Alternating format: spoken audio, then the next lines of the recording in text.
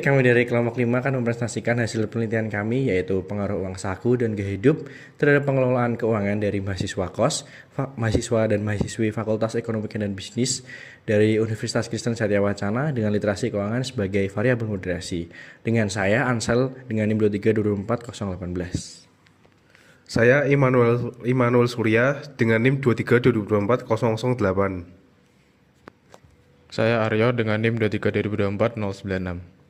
Nama saya Akmal Rizal dengan NIM 2324038. Nama saya Adam dengan NIM 2322420. Baik, kita masuk ke fenomenanya.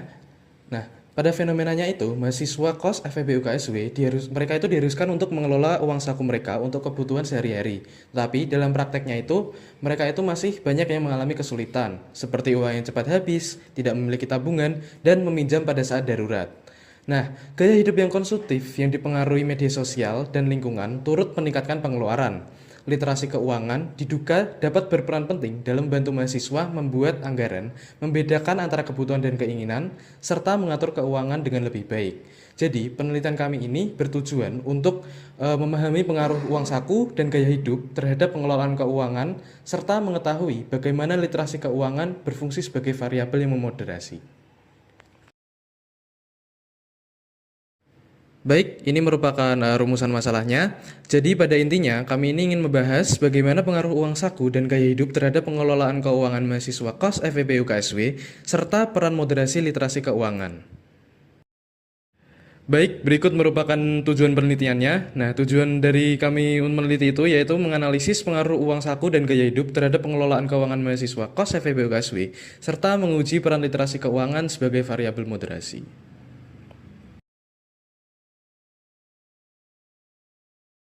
Oke, jadi selanjutnya saya akan membahas bab 2 yaitu analisis data. Jadi penelitian ini dilakukan dengan data primer yang dilakukan dengan penyebaran kuesioner melalui G-Form yang kami bagikan kepada mahasiswa FEB UKSW dengan kriteria itu sebagai mahasiswa yang tinggal di KOS. Dengan penelitian itu menggunakan skala dari Likert yaitu 1-5 dengan 1 mewakili sangat tidak setuju, dengan 5 mewakili sangat setuju. Jadi kebanyakan responden itu merupakan mahasiswa dari akuntansi, prodi akuntansi dengan angkatan 2024, dan selanjutnya nanti data diolah dengan aplikasi SmartPRS. Oke, selanjutnya saya akan membahas tentang alat analisis. Yang pertama dengan uji author model dengan validitas convergent diskriminan konstruksi reliability. Dan apabila kedua kriteria dapat terpenuhi, maka konstruksi dianggap reliable. Kedua, koefisien determinan atau R-square. Yang ketiga, uji signifikansi atau PET koefisien. Dalam bab 3 ini, kita akan membahas mengenai analisis data. Untuk perumusan hipotesis statistiknya, kita merumuskan dalam 5 hipotesis. Untuk hipotesis yang pertama, yaitu pengaruh uang saku atau X1 terhadap pengelolaan keuangan atau variabel Y.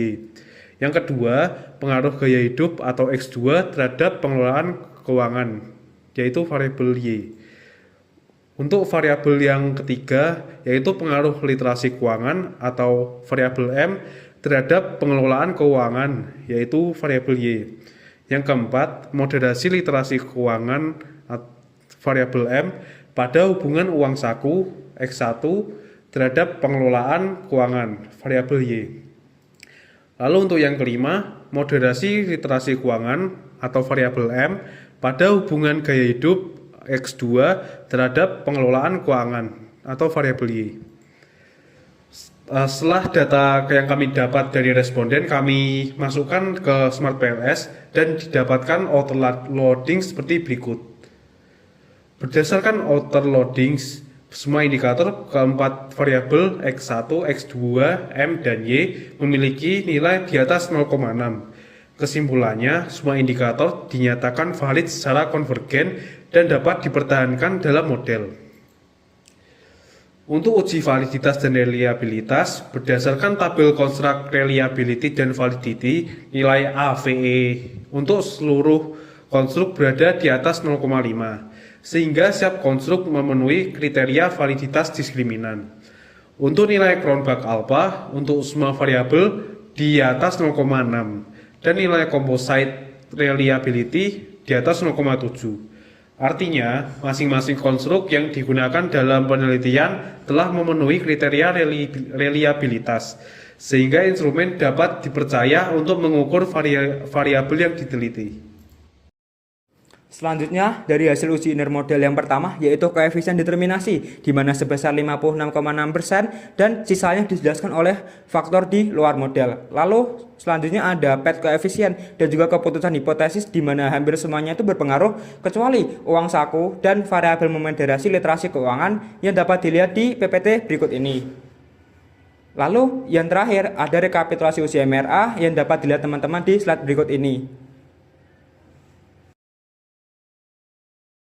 Oke, kesimpulan dari penelitian ini adalah menunjukkan bahwa gaya hidup berpengaruh negatif terhadap pengelolaan keuangan mahasiswa, serta literasi keuangan memiliki pengaruh positif dan mampu memperkuat pengaruh uang saku terhadap kemampuan mahasiswa dalam mengelola keuangannya. Untuk uang saku sendiri tidak berpengaruh signifikan tanpa didukung literasi keuangan yang memadai.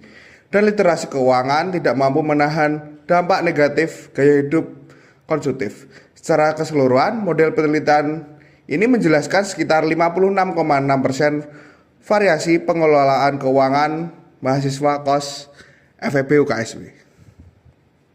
Baik, sekian penjelasan dari kelompok kami. Jika ada salah dan kurang, mohon maaf. Terima kasih.